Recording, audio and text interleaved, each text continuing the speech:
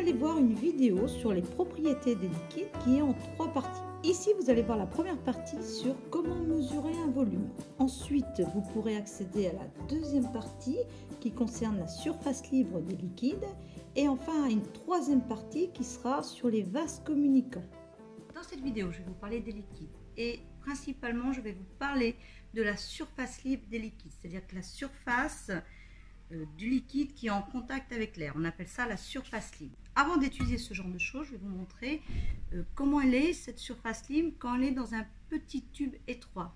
On a différents matériels, on a des éprouvettes, un ballon à fond plat, fiole jaugée de différentes tailles, ici verre à pied, une grande éprouvette ici.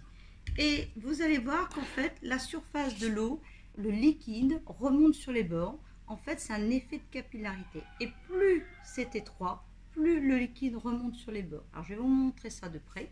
Donc ici, on voit bien que ça fait une forme qu'on appelle de ménisque. Voilà. Dans cette éprouvette, voilà. Vous voyez bien aussi la forme de ménisque ici, dans ce genre de récipient. On voit le petit effet de capillarité dans un petit tube. Alors, comme ça remonte sur les bords, il faut savoir où est-ce qu'on va faire la mesure. En fait, on fait la mesure en face du bas du ménisque. Je vais vous montrer en image. Alors ici est représentée la surface libre, c'est-à-dire la surface du liquide en contact avec l'air ici. Donc elle a une forme de ménisque, on vient de le voir sur l'expérience. Et donc il faut placer, pour faire une mesure correcte, il faut placer l'œil juste en face du bas du ménisque. Voilà la bonne position de l'œil, elle est ici, la bonne position juste en face du bas du ménisque. Si on mesure plus haut ou plus bas, on aura une mesure incorrecte. Alors ici, c'est rempli à 100 ml, ici également et ici également.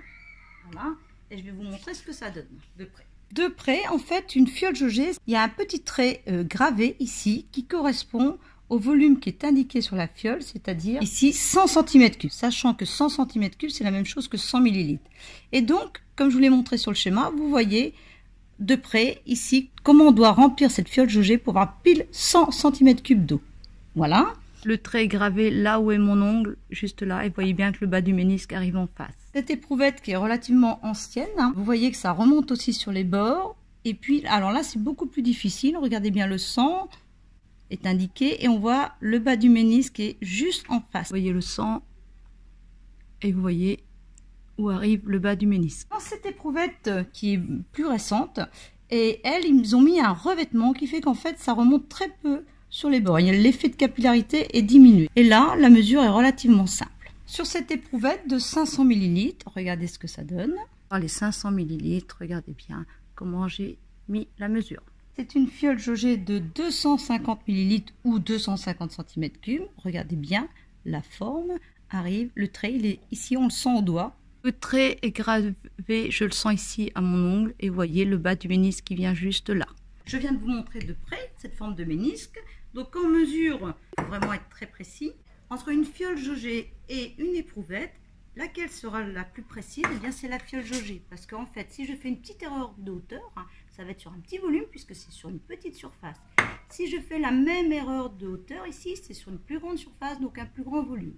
Pour une fiole jaugée, quand on la remplit, c'est à la goutte près. Ici, quand on la remplit à 2, 3, 4 gouttes près, on ne sait pas trop si on est bien positionné ou non. Donc, beaucoup plus précis, ce genre de choses. Et évidemment, quand on prend un bécher qui est beaucoup plus large ici, on fait des plus grandes erreurs. Mais bon, tout dépend de ce qu'on veut faire. Si on veut faire une mesure précise, voilà ce qu'on utilise. Et donc, ma fiole jaugée qui est remplie à 100 ml ou 100 cm3, je peux changer de récipient. Ça sera toujours le même volume. Ici, je mets dans un bécher.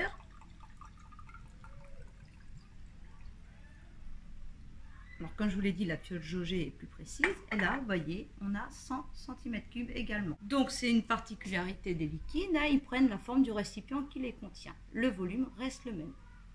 Et donc, cette surface libre, vous allez voir qu'elle est plane horizontale. Je vais vous montrer ça. Pour cela, vous devez aller voir la deuxième partie de cette vidéo. Vous cliquez sur l'image suivante.